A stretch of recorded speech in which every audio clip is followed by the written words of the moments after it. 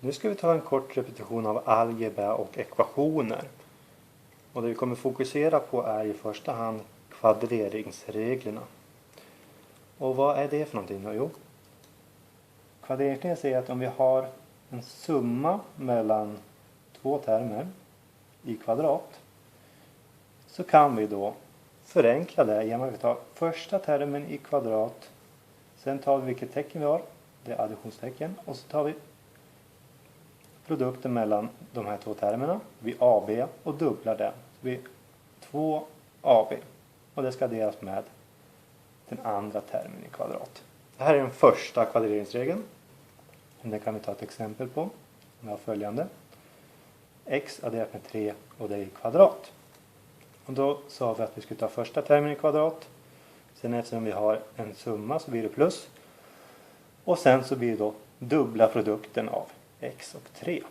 Det blir 3x och dubbla den, det blir 6x. Och sen ska vi ta andra termen i kvadrat. Det är ju 9. Så nu har vi sett ett exempel på hur man använder den första kvadreringsregeln. Den andra kvadreringsregeln då? Vad är det för skillnad på den? Jo, det är om man har en differens mellan två termer och tar det i kvadrat. Vad blir då skillnaden? Ja, inte så mycket egentligen. Man tar första termen i kvadrat.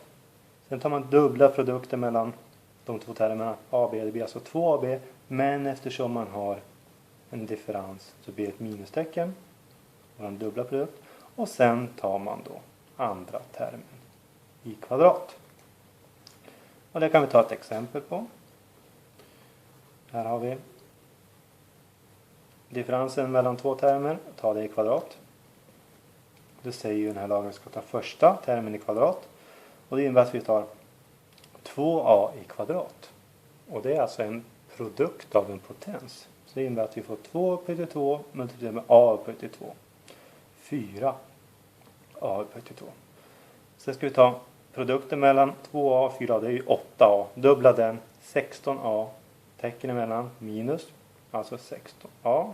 Och så tar vi våran andra term i kvadrat. Och det är ju 16.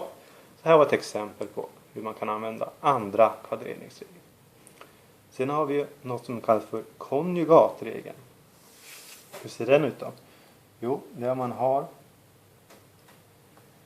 en summation mellan två termer multiplicerat med dess differens. Om man så vill, man har ett binom multiplicerat med dess konjugat. Där då enda skillnaden man byter tecken mellan termerna. Och det här ger ju då att man får första termen i kvadrat subtraherat med andra termen i kvadrat. Det är det som är konjugatregeln, och konjugat kommer då ifrån att man har ett binom och dess konjugat. Ett exempel på detta är om vi har 5 adderat med 3x. Om vi vill ta dess konjugat, ja då måste vi byta tecken mellan termerna. Då blir 5 subtraherat med 3x.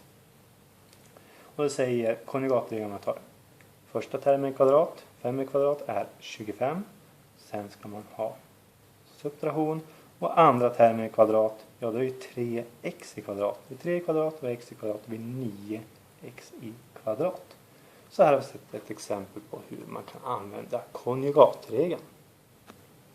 Så nu har vi gått igenom lite kort om algebra. Nu ska vi kolla på ekvationer, och det vi är intresserade av är då om man har den här ekvationen x i kvadrat plus px plus q lika med 0. Vad har den för lösning?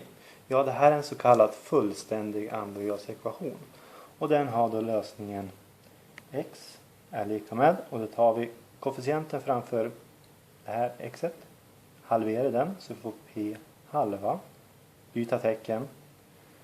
Sen får vi plus och minus eftersom vi har en andragradsekvation. Vi har två stycken lösningar. Vi tar p halva och vi tar kvadrera det.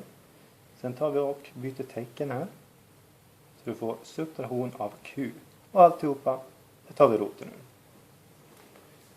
Det här är då hur man löser andragradsekvationer. Och den här brukar då ibland kallas för PQ-formen. Vi tar exempel på när man kan använda den. Vi har följande.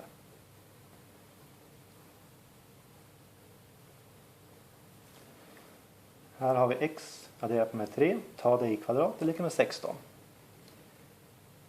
Men vi kan inte använda den här formen nu eftersom vi har ju inte på den här formen.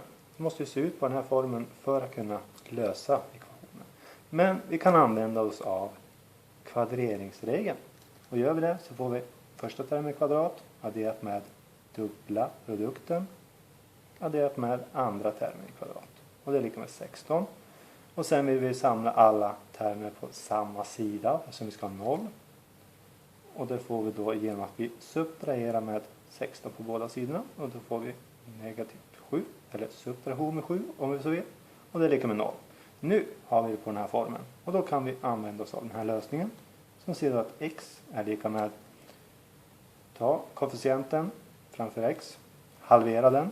Det blir 3. Byta tecken. Plus. Det blir minus. Och sen tar vi plus minus. För vi ska ha två stycken lösningar. Ta p halva. Det är ju bara en 3 här. Ta den i kvadrat. Och sen tar vi omvänt tecken. Eftersom minus blir plus. Och vårt värde på q som då är 7. Här får vi 3 kvadrat är 9. 9 delat med 7 det är 16. Och det ska vi ta roten nu.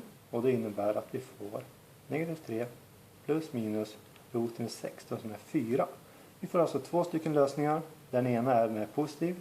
Negativ 3 adderat med 4. Ja, det är positivt 1. Och sen har vi den med negativ lösning. Negativ 3 subtraherat med 4 är negativt 7. Här är alltså ett exempel när vi har löst med hjälp av den här lösningsmetoden. Men det finns ett till sätt att lösa den här ekvationen.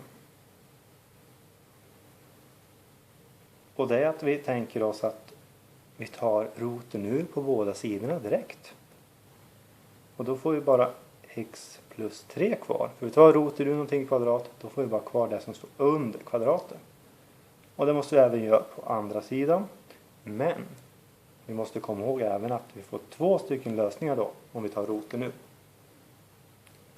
Så vi får x plus 3 är lika med plus minus roten ur 16 som är 4.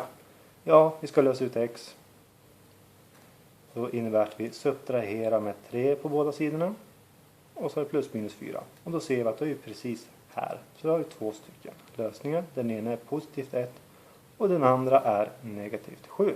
Så det finns två varianter att lösa den här ekvationen. Men det är fortfarande en andra grads ekvation. Vilket innebär oavsett vilken metod man gör så måste man komma ihåg att man får två stycken lösningar.